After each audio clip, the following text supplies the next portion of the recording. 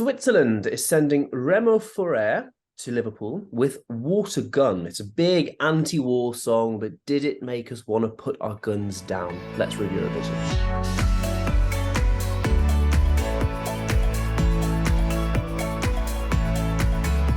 So Switzerland has had a pretty good run at Eurovision in the past few years. They came fourth in 2019, third in 2021. They came mid-table last year, so it's a tough act to follow. That's why they're sending Remo, another man, to Eurovision with Watergun. It's a very big anti-war song, lots of bass and boom. What do we think of it? Let's have a little listen to it first. I don't want to have to play with real blood. We ain't playing now. Can't turn around, no Waterguns. No, I don't want to be a soldier. I don't want to have to play with real blood. Alrighty then, Emily, that was Watergun. Are you wanting to put your weapons down, or are you going to keep fighting?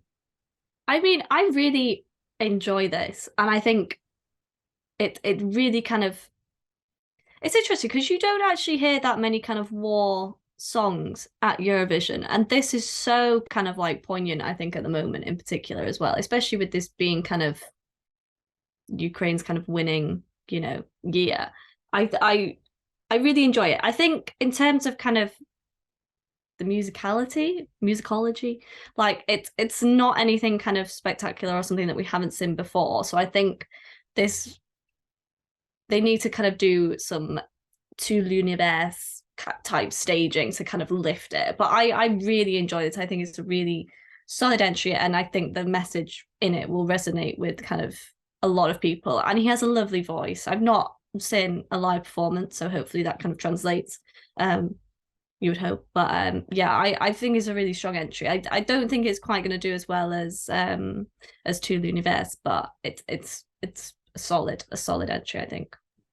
Yeah, I would back it that it's a solid entry, and I think his voice is the best bit of it. I mean, again, we've not heard a live performance yet, but I think there's a depth to it, and it is quite a deep voice, an unexpectedly deep voice when you look at him, and I think it does match the song really, really well.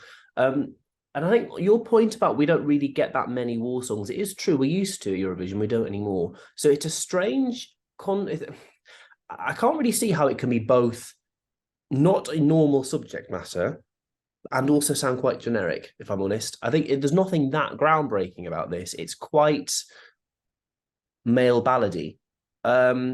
I do quite like there's quite an epic tone to it. Once you get in the last minute or so, it does become the bridge really kind of lifts it, and when you get kind of the change in key, I think that's somewhere where they can do a lot with the actual kind of staging as well. Yeah, there is definite staging potential in it. I mean, obviously the music video is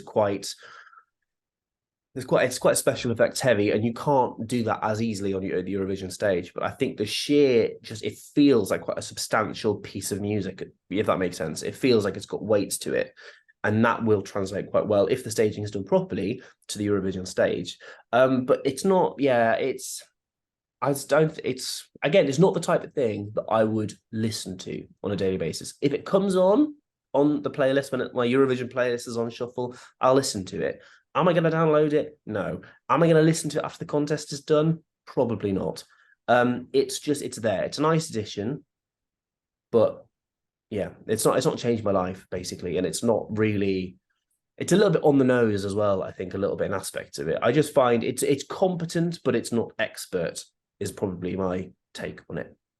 So that's what we think. Let's give a ranking for it. Is it going to make it through the first semi-final of death this year, or is it going to flounder? And what's our personal ranking, Emily?